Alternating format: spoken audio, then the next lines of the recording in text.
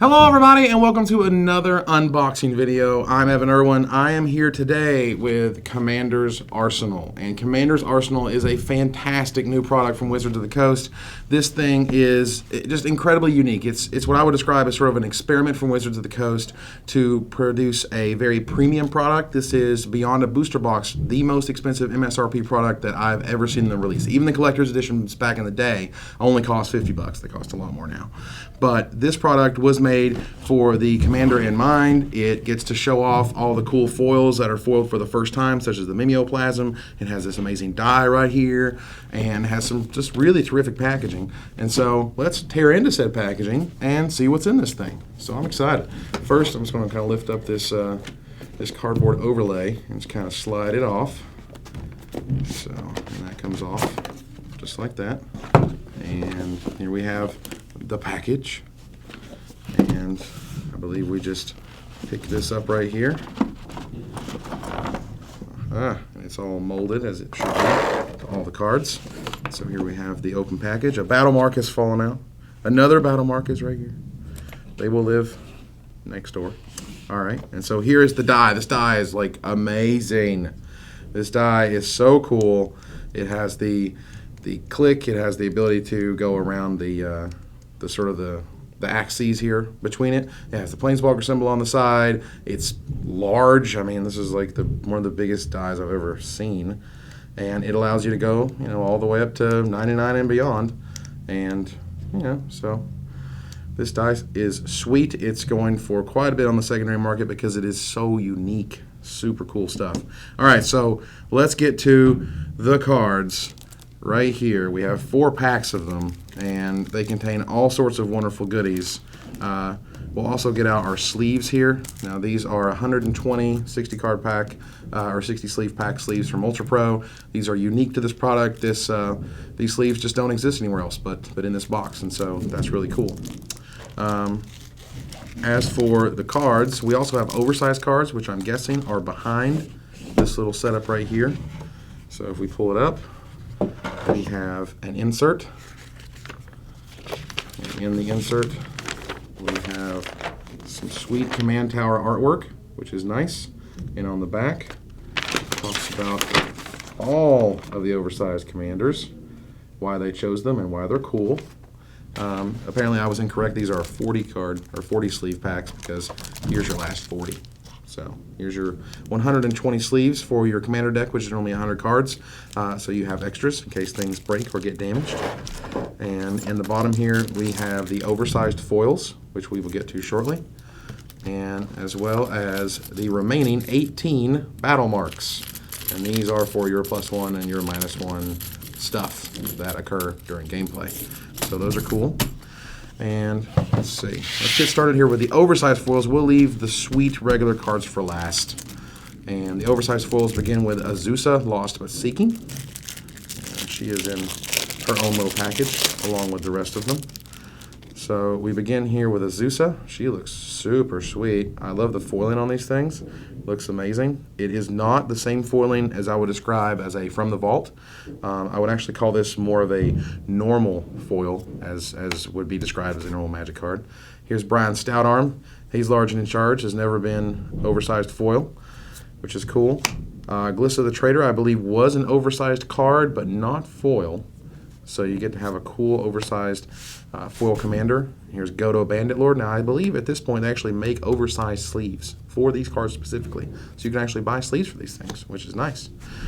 Grim Corpseborn. This card is awesome and is terrific in blue-black decks, of course. And here's an old school guy. Here's Karn Silver Golem. They've made plenty of versions of this guy over the years. And he even became a Planeswalker at one point in New Phyrexia, which is cool. Here's Karthus, Tyrant of Jund, who is a sweet legendary, commander and used to end all sorts of games in Shards of Alara block. It was fun. Or in Shards of Alara standard even, too. Mael the Anima, another Shards All-Star, which gets to really play with the 5-power guys and abusing that.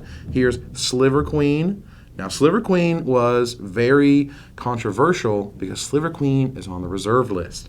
And that means that they can't print this as a normal size card, but they can print it as an oversized card.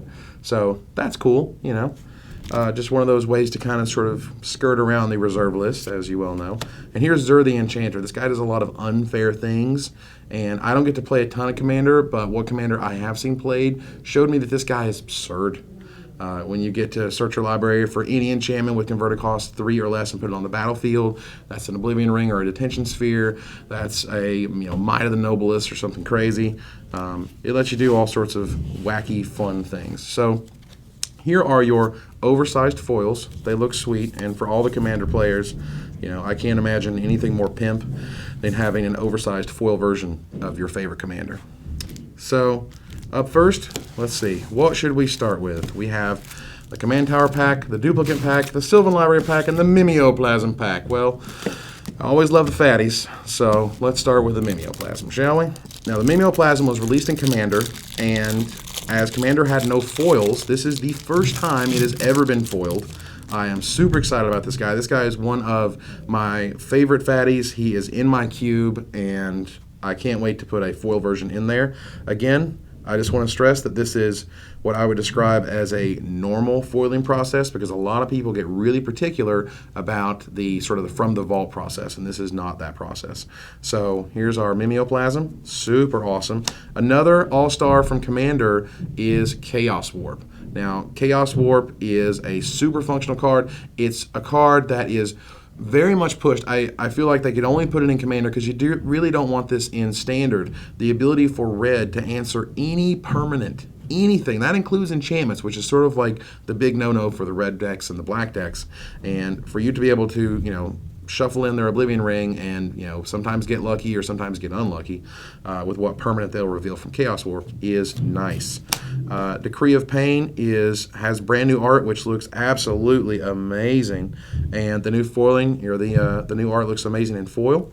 And this is a card that I've seen in tons of Commander decks and tons of cubes, has a lot of value, and is just able to, wipe the board and just sort of be another Wrath. And if you got enough mana, well, you get to destroy creatures and draw cards all day.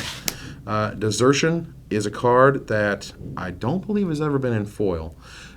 This card came out quite a long time ago. It has some amazing art by Richard Kane Ferguson, who's just one of my favorite Magic artists. He stopped doing art a long time ago, but here we get to see his work foiled out for the first time ever, and wow, this thing looks absolutely amazing.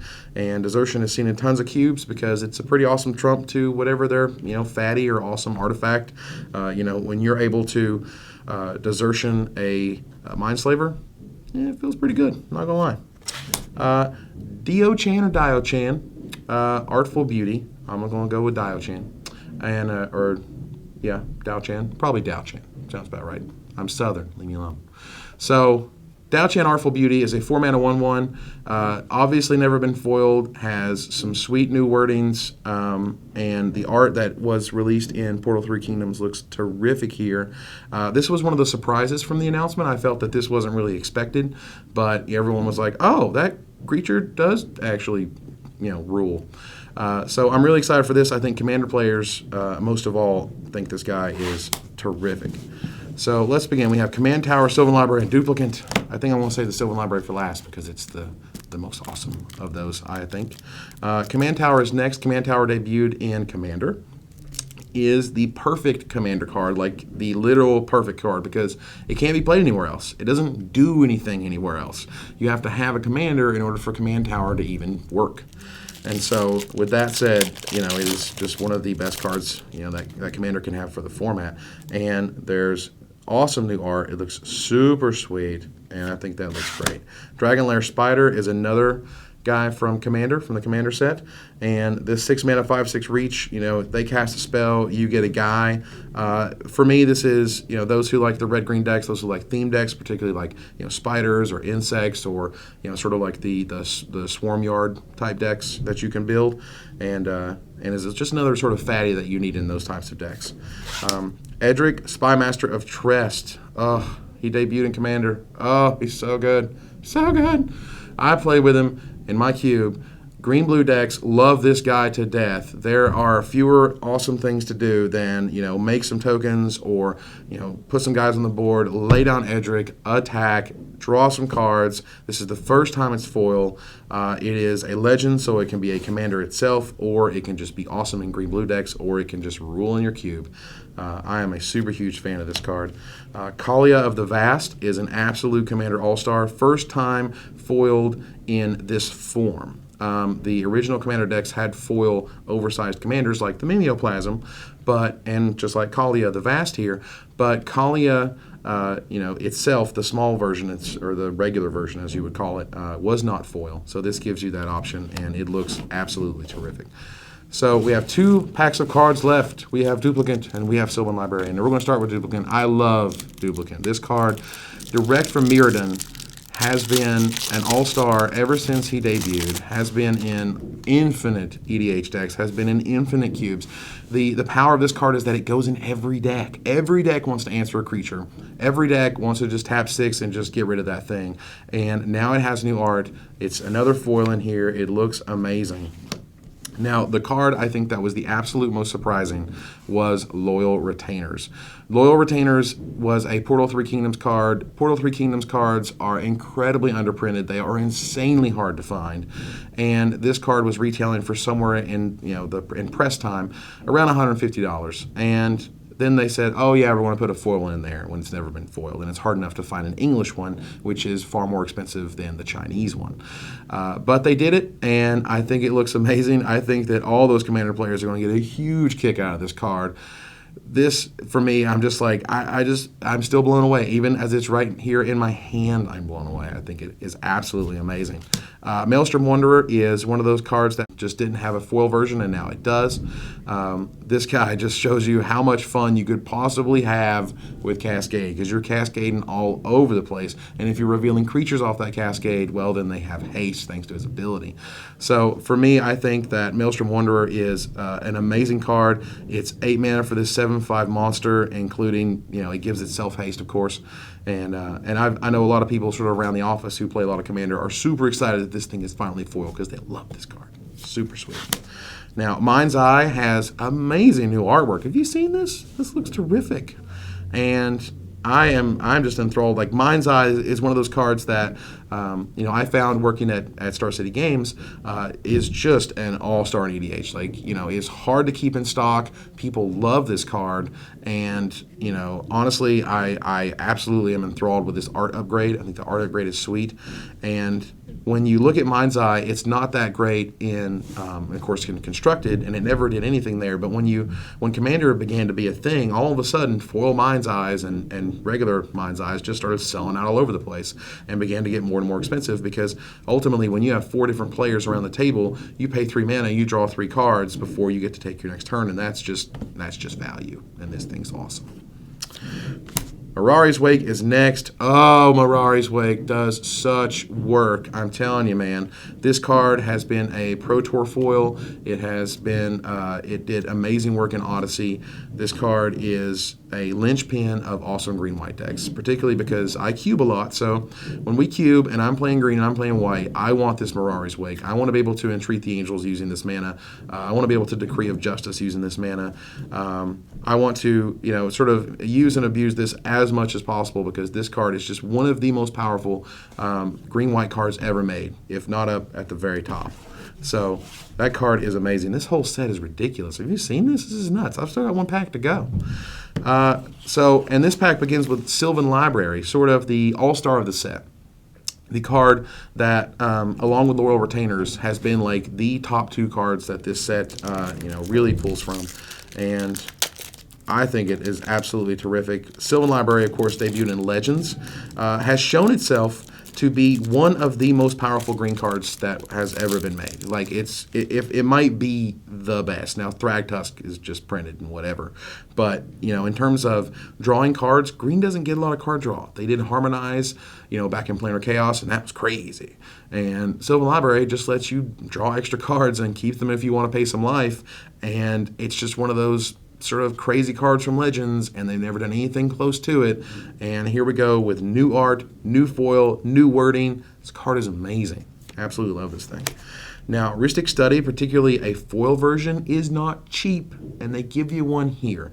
This card is value, and another one of those cards that, when I started working here and I started to talk to a lot of Commander players, like the respect and the love for Rhystic Study is just absurd, and it is fantastic.